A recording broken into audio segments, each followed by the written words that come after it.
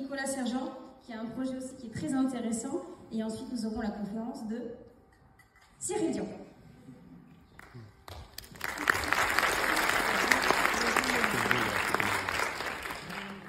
Merci. Donc moi, je suis Nicolas Sergent, le directeur de Vox Animae. Je vais moins vous parler des actions de l'organisme de formation que je dirige, mais plutôt de notre philosophie et des valeurs qui font qu'aujourd'hui, toute notre équipe s'investit dans cette démarche-là. Donc pour vous dire que Vox Animae a été créé il y a une quinzaine d'années maintenant avec ma femme, et que ce qui nous a guidés, ce qui nous motive, c'est la compréhension de l'autre. Et l'autre, j'entends par là l'animal, puisque nous sommes spécialistes sur les questions notamment de comportement des animaux. On forme au métier de service aux animaux, c'est-à-dire les comportementalistes, les éducateurs canins, les pet-sitters, les intervenants en médiation animale. Donc forcément on s'intéresse à la question du comportement des animaux, mais également du comportement des humains, puisque c'est la cohabitation entre les deux espèces qui est le cœur de notre métier. Donc je vais d'abord davantage aborder moi, disons, l'aspect philosophique et les valeurs, comme je disais. La cohabitation avec une autre espèce, c'est pas une évidence. Je pense que vous le savez. Je n'ai pas besoin de rentrer dans le détail, mais il y en a certainement parmi vous qui ont peut-être besoin à un moment donné de voir des thérapeutes de couple. Eh bien, ça existe aussi dans la relation à l'animal, bien sûr. Donc forcément, la question de la compréhension de l'autre, elle est nécessaire. Je pense notamment à une personne qui s'appelle Claire Michalon, je ne sais pas si vous connaissez, mais qui est un anthropologue social, qui est extrêmement intéressant sur ce sujet, justement disons pour approfondir ça, si ça vous intéresse. Donc nous nous sommes positionnés avec Vox Animae en tant que formateurs sur des bases d'éthologie, de psychologie humaine, les deux volets donc, qui sont pour nous indissociables, pour visualiser en fait quels sont les freins, quels sont les moteurs, quelles sont les motivations des animaux comme des humains. Une fois qu'on arrive à mieux comprendre le fonctionnement de ce que je vais dire l'autre, qu'il soit encore une fois animal ou humain, alors ce sera plus facile d'envisager la coopération et encore mieux la cohabitation. Parce que je te connais, je peux échanger avec toi et donc je peux plus facilement coopérer. Dit ainsi, évidemment, ça paraît évident, mais il y a un certain nombre de difficultés qu'on doit évoquer. Je pense que la principale qui nous concerne tous, c'est ce que je vais nommer l'égoïsme, à savoir toujours chercher à satisfaire nos envies, nos pulsions, nos fantasmes. Et pour ça, on prend souvent des décisions unilatérales, sans vraiment se préoccuper des autres. Alors heureusement, dans nos familles, nos animaux comme nos compagnons de vie humains sont toujours attentifs à nous et donc ils sont bienveillants. Ils ne nous veulent pas quand on fait preuve d'égoïsme, mais il faut avoir conscience, évidemment, je pense que vous le savez, que parfois on en demande un petit peu trop et ça peut créer chez l'autre de la réserve, ça peut créer pourquoi pas aussi des sentiments de méfiance, de crainte, je peux aller plus loin, de soumission, parfois voire ce qu'on appelle nous l'impuissance apprise, c'est-à-dire le fait qu'on se sente plus capable en fait d'initier quoi que ce soit, et c'est uniquement sur les injonctions de l'autre qu'on va pouvoir passer à l'action. Je peux vous donner un exemple très simple et je pense que ça vous parlera. Le fait d'exiger de quelqu'un, de notre voisin comme de notre chat, une caresse, un câlin, une fois, ça ne pose pas de difficulté particulière. Par contre, quand c'est répété, quand c'est demandé de manière intensive ou qu'on y met de la force, et bien forcément, ça peut générer ce dont je parlais juste avant, à savoir des comportements de crainte, voire de résignation. Donc dans ce cas-là, on ne pourra pas parler de relations ni apaisantes, ni apaisées, ou de cohabitation sereine. Je dirais que l'égoïsme, il est manichéen. Il n'y a pas besoin d'aller très loin. De l'autre côté de l'Atlantique, on en parle beaucoup, on en a parlé un petit peu avant. Malheureusement, c'est assez basique, assez simple. C'est puisque c'est moi qui ai raison, ça veut dire que c'est toi qui as tort. Puisque c'est moi le bon, c'est toi le mauvais. Il y a différentes terminologies qu'on a là-dessus. On parle de nationalisme, on parle de masculinisme, de virilisme même, parce que malheureusement, à part quelques Miss Maggie de la chanson de Renaud, c'est souvent des hommes qui sont à l'origine de ces comportements-là, de ces courants de pensée, parce que ça repose souvent sur le culte d'une autorité, d'une religion à prendre au sens large. Je ne sais pas si vous avez lu Sapiens de Yuval Harari, c'est très intéressant sur ce sujet-là. Pourquoi? Ces hommes, souvent, ils pensent détenir une seule vérité. Là, c'est Charles Eisenstein qui en parle. J'aime bien donner quelques noms en plus. Si jamais vous êtes intéressé, vous pourrez comme ça aller feuilleter chez Charles Eisenstein, qui est un philosophe américain. Donc je disais, on croit souvent qu'on détient la vérité. Seulement aujourd'hui, vous voyez bien les exemples qu'il y a partout. La vérité, ça entraîne des soumissions, des conversions, des exclusions, voire des destructions. Or, nous tous là qui sommes réunis, nous voulons encourager le vivre ensemble. Donc, on se trouve face à des gens, des institutions, des États, des sociétés même, qui sont des communautaristes extrémistes et auxquels on doit faire face. Puisque nous, on n'a pas envie d'utiliser la loi du plus fort, je pense. Vous serez d'accord là-dessus. Donc, on va plutôt utiliser la loi de l'intelligence et de la réflexion. Mon point de vue, en fait, c'est que si ces gens-là, ils se comportent de cette manière, c'est qu'ils ont peur. Quand on ne connaît pas l'autre, on met des freins. On reste attentif, on reste à distance. Et puis on a peur de perdre le contrôle, on a peur de perdre l'image qu'on a de soi, notre propre représentation, peur de perdre l'autorité qu'on s'est octroyée, et finalement perdre un peu le sens de notre vie. Alors je me suis permis d'écrire un petit post à la suite de celui de justement Cyril Dion la semaine dernière, et je ne sais pas si vous l'avez lu, et j'ai mis en fait, il y a un problème d'identité. C'est qu'on a perdu, je pense, les humains, notre carte d'identité, et on sait plus ce que c'est l'humanisme. Quand je dis on, c'est pas vous, voilà, mais en règle générale, j'ai peur qu'on soit un petit peu dans cette idée-là de c'est quoi notre identité. Et quand on n'arrive pas à bien se définir, forcément, on met de la réserve. Chercher à comprendre l'autre permet de coopérer avec lui, je le disais, s'offrir mutuellement du mieux-être.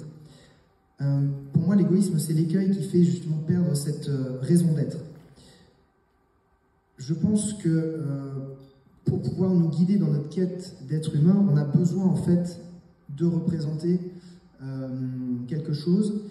Et aujourd'hui, on est souvent en fait dans avoir pour être. Et moi, j'essaie d'avoir ce paradigme inverse qui est de dire il faut mieux être pour ensuite avoir. Et avoir, je le prends au sens plutôt immatériel. Je pense que ça vous parlera. C'est avoir de l'amour, avoir du plaisir, avoir du bonheur. C'est certainement ce qui compte le plus, en fait. Je vous parle de tout ça parce que c'est ce qui guide, en fait, nos actions chez Vox Animae. Même si nous, on est une entreprise, pas une association, mais notre idée, elle est la même, c'est d'évidemment favoriser le bien-être animal et humain. J'aimerais d'ailleurs prendre un petit exemple. Je ne sais pas si le zoomimétisme, ça vous parle, l'imitation des animaux. Quand vous allez rentrer chez vous ce soir, vous allez avoir un chien peut-être qui vous accueillera, qui vous sautera dessus, qui vous léchera, bref, il vous salira, il vous dérangera, il vous aboiera dans les oreilles, ça vous fera mal aux oreilles. Il y a deux réponses souvent qu'on a face à ça, c'est soit on repousse, soit on l'accepte.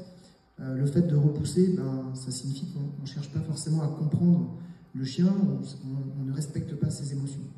Moi, je vous encourage en fait à adopter ce comportement de chien chez vous, avec vos proches. Et puis, la prochaine fois que vous accueillez votre conjoint, vos enfants, même vos animaux, réjouissez-vous. Faites comme votre chien en fait. On l'oublie trop souvent, mais je pense que ça mériterait d'être fait pratiquement tous les jours. Notre chien, il le fait sans juger, sans vous regarder, sans voir quelle est votre apparence ni votre humeur. Tous les jours, il sera volontaire pour en tout cas vous faire un câlin. Donc voilà, c'est une petite astuce. Je me suis dit que ça pourrait peut-être vous aider au quotidien. En tout cas, pour renforcer les liens qu'il y a avec votre famille. J'ai encore quelques petites choses à dire, j'ai encore quelques pages.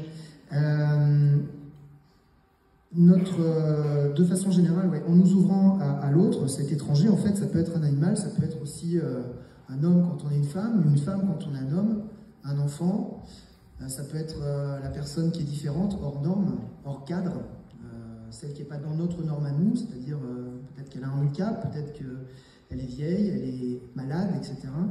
Quand on fait cet effort-là, moi je suis persuadé qu'en fait, on va permettre de faire évoluer notre carte d'identité dont je parlais tout à l'heure. Notre identité d'humain et donc regagner de l'humanité. Et non pas, justement, comme ces communautaristes extrémistes, se refermer sur soi. Moi, je crois qu'on peut gagner en fait en allant vers l'autre. J'imagine que j'ai pas grand monde à convaincre ici. Et pour moi, la clé de tout ça, je suis pas tout à fait formateur pour rien, c'est l'éducation. Je pense qu'il faut qu'on éduque pour conscientiser et pour réussir à se décentrer de soi pour s'intéresser à l'autre. Je vous ai dit, pour moi, en fait, il y a l'égoïsme. Derrière, l'égoïsme, il est mis en œuvre parce qu'on a peur, parce qu'on ne connaît pas. Et je pense que si on veut justement pouvoir transmettre et accepter les autres, il faut qu'on puisse mettre en place un sentiment de sécurité. Bon, la sécurité, évidemment, c'est au niveau, on y pense, des écoles, de nos enfants. Déjà que les enfants à la maison, ils sont en sécurité, et sinon l'école devrait pouvoir permettre ça. Moi, j'aimerais bien. Mais c'est pas uniquement nos enfants, c'est aussi nous, et c'est aussi nos animaux. On n'y pense pas forcément, mais est-ce que nos animaux se sentent bien en sécurité chez nous? Et pour ça, je renvoie à ce qui a été dit avant, il faut qu'on comprenne l'animal, il faut qu'on soit sûr de ses besoins. Il y a eu plein d'exemples qui ont été donnés aussi avec Brigitte Gauthier. Et donc, apprendre en sécurité, ce serait déjà le b.a.-ba. Bon, je ne suis pas encore capable de faire du lobbying jusqu'au niveau des ministères, on a vu ce qu'on est pour les 214, mais en tout cas, ce serait une idée. Dans tous les cas, moi je pense que grâce à de la sécurité, on est incapable, dans ces cas-là, d'apprendre à mieux gérer ses propres frustrations et d'apprendre à apprendre tout simplement. On sait que, ça c'est même Boris Cyrulnik qui le dira mieux que moi, toutes les stimulations grâce à l'altérité, grâce à l'autre, eh bien, elles nous permettent de grandir. Et ensuite, on peut même s'appuyer sur les autres pour encore gagner en apprentissage et s'ouvrir sur les autres. Grâce à ça, je pense qu'on peut s'émerveiller. Et puis, j'allais dire un mot anglais, woke, qui n'est pas très à la mode, encore une fois, aux États-Unis en ce moment, mais je pense qu'on peut gagner en éveil.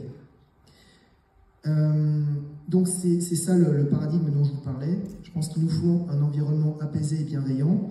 En tout cas, c'est ce qu'on essaie de mettre en œuvre, nous, chez Vox Animae, avec nos étudiants. Et puis, grâce à ça, on sera capable de faire des efforts. Parce que ça ne se gagne pas comme ça. Il faut faire l'effort de comprendre l'autre pour s'y adapter, coopérer et donc cohabiter avec lui. Et donc, on lutte contre ce que tu disais tout à l'heure, Odile, l'anthropomorphisme, c'est-à-dire, en fait, on plaque une image sur l'animal. Nous, on essaie de dire, non, l'animal, il a sa propre identité. Et même plus loin que ça, en fait, on peut parler d'anthropocentrisme, c'est-à-dire que l'homme est tellement centré sur lui-même qu'il ne fait plus attention, forcément, ce que disait Brigitte Gauthier aussi avant, à l'identité de l'animal. Alors, chez Vox Animae, on abordera des notions aussi scientifiques. Je vous en donne quelques mots si ça vous intéresse, comme ça vous pourrez creuser. On parle d'homéostasie pour considérer le niveau de bien-être des autres. On parle aussi d'Umwelt, je pense que ça vous parlera, pour se connecter au monde de l'autre. La systémique, pour s'intéresser à son environnement. Et puis la sensibilité de l'autre, c'est ce qui permet d'échanger avec lui sur un même niveau, une même longueur d'onde, et pour respecter l'autre. Alors le titre, je ne sais pas, tu l'avais pas remis, non, tu n'avais pas remis le titre de mon intervention, il était un petit peu complexe, au départ il y avait 10 lignes et puis on m'a dit il faut que tu réduises, donc bon, à la fin c'était pour améliorer les relations entre les êtres vivants, envisageons une approche systémique, sensible et coopérative. Donc voilà, vous avez retrouvé un petit peu les mots-clés que je disais là. Je voulais dire également que je suis engagé dans plusieurs associations. Alors à titre personnel, j'ai embarqué un petit peu mon équipe avec moi, mon équipe qui est en partie ici. Je suis par exemple engagé chez AMA. AMA, c'est l'association contre la maltraitance animale et humaine. Là, parce qu'en fait, on parle du concept une seule violence, je ne sais pas si ça vous parle, mais à partir du moment où il y a une violence, on ne peut pas l'accepter. Et donc, notamment dans cette association-là, c'est là que j'ai retrouvé en fait le condensé de l'ensemble de mes combats. J'en parle très, très rapidement, mais c'est là où j'estime que justement on peut essayer de lutter contre la violence sous quelque forme qu'elle soit et auprès de qui que ce soit, animaux comme humains. J'en viens bientôt à ma conclusion. Vous participez, je pense, à ce colloque parce que vous avez peut-être envie d'apprendre des nouvelles choses, envie également de vous mobiliser avec des associations ou auprès d'acteurs qui sont importants. Donc, moi, je vais vous donner juste quelques pistes sur ce qui me touche et ce qui a fait que je m'engage, parce que c'était la thématique au départ. Donc je pense que le premier point, le plus important, c'est qu'il faut se connaître soi avant de pouvoir s'engager. C'est-à-dire savoir exactement, moi, qu'est-ce que je veux. Donc, qui je suis pour savoir ensuite qu'est-ce que je veux. Et pour ça, il faut donner du sens à ses actions. Et le mot sens, je l'emploie dans tous les sens du terme, c'est-à-dire à la fois quelque chose de kinésique, de sensoriel physiquement, émotionnellement, mais également donner du sens, c'est-à-dire trouver sa voie.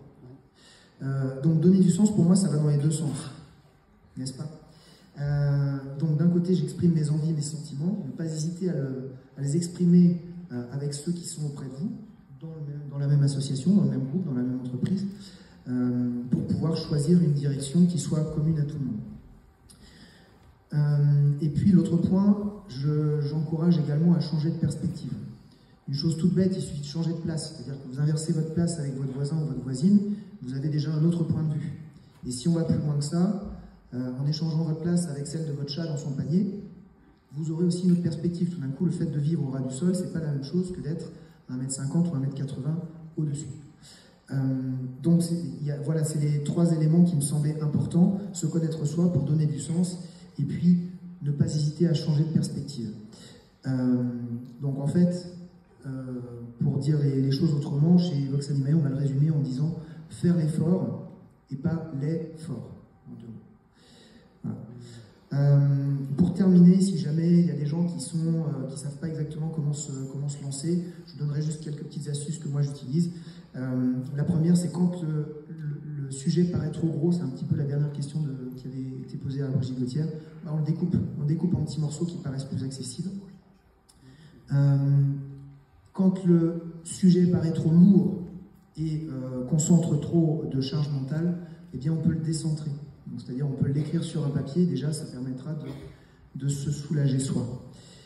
Et puis enfin, on a besoin de motivation. Donc trouver des motivations, c'est pas toujours évident, mais forcément ça existe. Et il y a une manière aussi, c'est de se récompenser soi-même.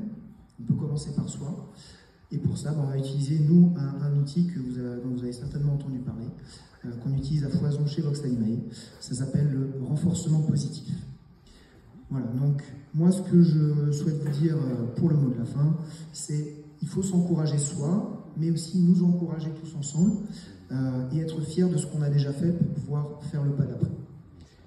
Voilà, je vous remercie et je tenais juste à dire un tout dernier mot, c'est que cette disons petite conférence, je tenais à la faire pour ma femme qui est disparue, Laurence Bauder-Sergent.